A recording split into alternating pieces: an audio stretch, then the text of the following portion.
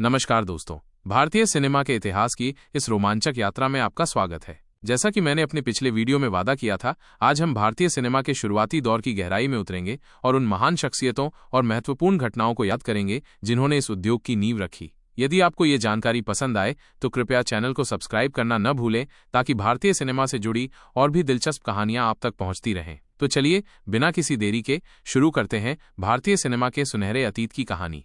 मूक युग का जादू और दादा साहब फाल्के का उदय। जैसा कि हमने पहले चर्चा की, भारतीय सिनेमा की औपचारिक शुरुआत 1899 में सेव दादा की फिल्म द रेसलर्स से हुई, लेकिन भारतीय सिनेमा को एक उद्योग के रूप में स्थापित करने का श्रेय जाता है दादा साहब फाल्के को। उनका असली नाम धुंडीराज गोविंद फाल्के था और वे एक बहुमुखी प्रतिभा के धनी थे, एक प्रिंटिंग प्रेस के मालिक, एक कुशल फोटोग्राफर और एक जादूगर भी। 1910 में उन्होंने डी.जी. फाल्के एंड कंपनी की स्थापना की, जिसका उद्देश्य भारतीय कहानियों को भारतीय दर्शकों के लिए चलचित्रों के माध्यम से प्रस्तुत करना था। फाल्के की सबसे बड़ी चुनौती थी फिल्म निर्माण की तकनीक सीखना और इसके लिए संसाधन जुटाना। उन्होंने 1912 में इंग्लैंड की यात्रा की और फिल्म निर्माण की बारीकियों को समझा। भारत लौटने के बाद उन्होंने अपनी पत्नी सरस्वती बाई फाल्के और अपने बच्चों की मदद से फिल्म बनाने का काम शुरू किया। सरस्वती बाई ने फिल्म निर्माण के कई महत्वपूर्ण पहलुओं में योगदान दिया, जिसमें कैमरा संभालना और फिल्म का संपादन शामिल था। 1913 में दादा साहब फाल्के ने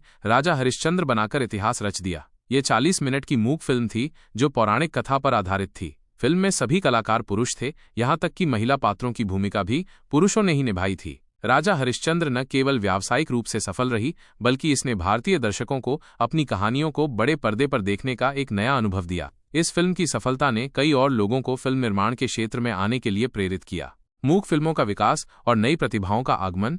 राजा हरिश्चंद्र की सफलता के बाद भारतीय सिनेमा में मूक फिल्मों का दौर तेजी से बढ़ा। 1910 और 1920 के दशक में कई फिल्म निर्माण कंपनियां उभरीं, जिनमें Madan theatres, Prabhat film company, Kohinoor film company और इंपीरियल फिल्म कंपनी प्रमुख थीं। इन कंपनियों ने पौराणिक कथाओं, ऐतिहासिक घटनाओं और सामाजिक विषयों पर आधारित फिल्मों का निर्माण किया। इस दौर में कई प्रतिभाशाली कलाकार और तकनीशियन भारतीय सिनेमा से जुड़े। दुर्गा खोटे जैसी अभिनेत्रियों ने महिला किरदारों को एक नई पहचान दी, जबकि बाबूराव पेंढारकर और वी. शांताराम जैसे निर्देशकों ने सामाजिक संदेशों वाली फिल्मों का निर्माण शुरू किया। हिमांशु राय और देविका रानी ने मिलकर बॉम्बे टॉकीज की स्थापना की, जिसने भारतीय सिनेमा को एक पेशेवर रूप दिया और कई नए कलाकारों और तकनीशियनों को मौका दिया।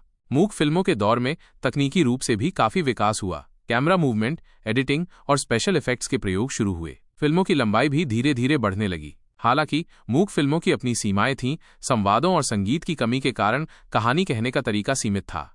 ध्वनि का आगमन और भारतीय सिनेमा में क्रांति।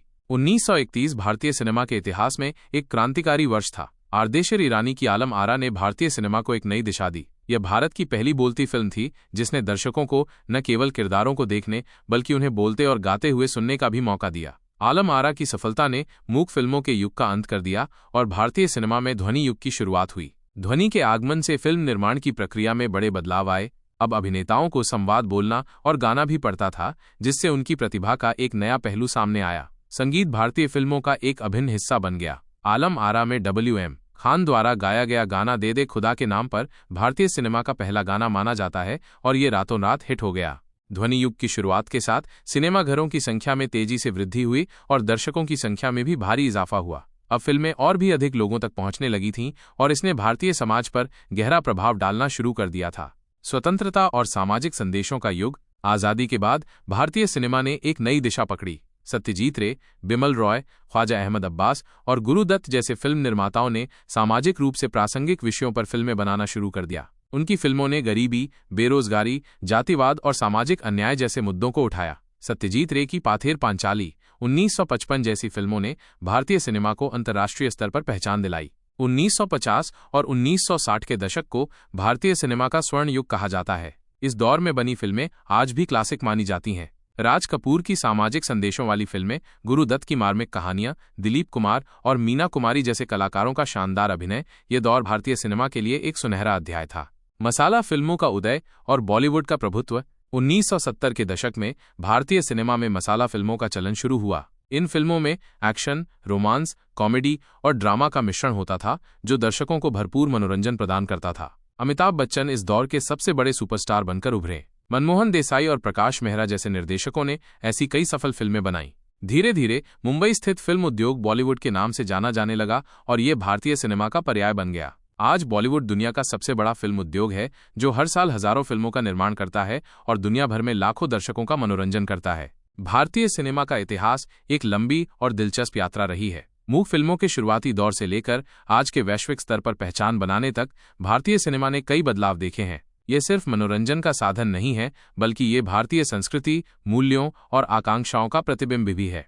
मेरे अगले वीडियो में हम भारतीय सिनेमा के स्वर्ण युग के कुछ महान कलाकारों और फिल्मों के बारे में बात करेंगे। तब तक के लिए धन्यवाद और देखते रहिए।